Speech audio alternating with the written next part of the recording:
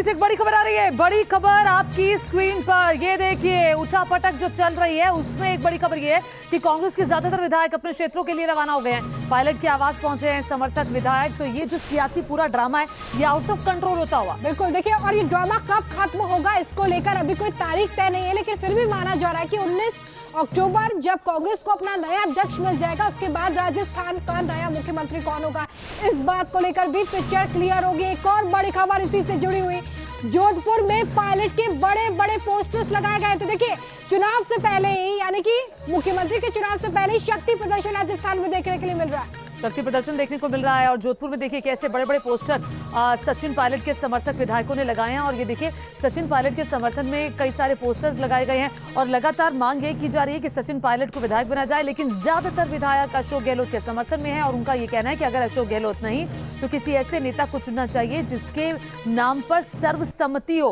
और वो सर्वसम्मति इन विधायकों का कहना है जिन्होंने इस्तीफा दिया है कि वो सर्वसम्मति सचिन पायलट के नाम पर नहीं है। ऐसे में चूंकि अध्यक्ष को जिम्मेदारी दी जानी थी कि आप कांग्रेस पार्टी को संभालिए, अशोक गहलोत का नाम सबसे आगे। ऐसे में अशोक गहलोत की वजह से ये बड़ा सियासी ड्रामा। दो तस्वीरें सर्वसम्मति की बात यहाँ पर ज्योति आपने की, सर्वसम्मति के लिए आज दिल्ली में हाईकमान से भी बात की जाएगी। दो तस्वीरें आपके सामने रख रहे हैं, समर्थक एलएस से मिले हैं, पायलट के पोस्टर लगाए गए हैं और केंद्रीय मंत्री अनुराग ठाकुर उनका क्या कुछ कह रहा है राजस्थान के इस पॉलिटिकल ड्रामा पर, सुनवाते हैं आपको।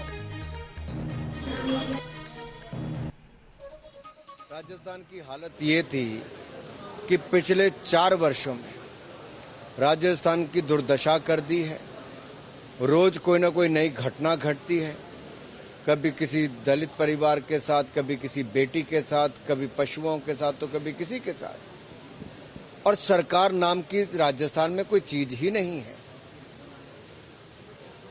और ऐसी स्थिति उत्पन्न हो गई है कि जहां पहले ही कानून व्यवस्था ना के बराबर है, वहां पर ऊपर से ये कांग्रेस की लड़ाई ये अपने आप में दिखाता है कांग्रेस के लिए केवल कुर्सी प्यारी है, जनता की सेवा नहीं। वो केवल। और इस वक्त लाल सिंह फौजदार न्यूज नेशन संवाददाता और जानकारी के साथ सीधे जयपुर से हमारे साथ जुड़ गए हैं। लाल सिंह, स्थिति आउट ऑफ कंट्रोल होती हुई अब आला कमान कैसे संभालेगा स्थिति को? विधायक मानने को तैयार नहीं है। अजय माकन जो पर्यवेक्षक पहुंचे सीधे तौर पर कहते हैं कि हमारी बात सुनिए और 29 और 19 अक्टूबर के बाद फैसला लीजिए।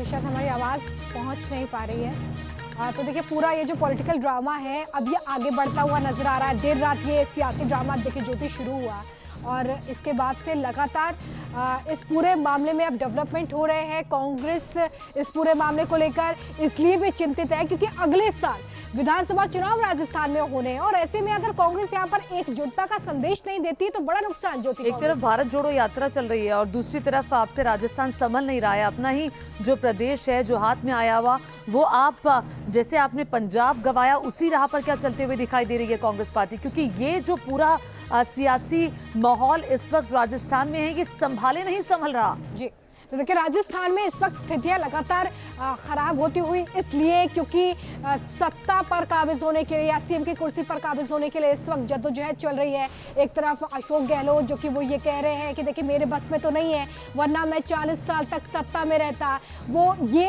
ऐलान कर चुके हैं, साफ कर चुके हैं कि वो कांग्रेस अध्यक्ष पद के लिए जल्दी नॉमिनेशन दाखिल करेंगे। ऐसे में राहुल गांधी की तरफ से जो वन मैन वन पद की जो बात हो रही है उसके तहत ये बिल्कुल तय है कि अशोक गहलोत को किसी एक ही पद पर बने रहना होगा।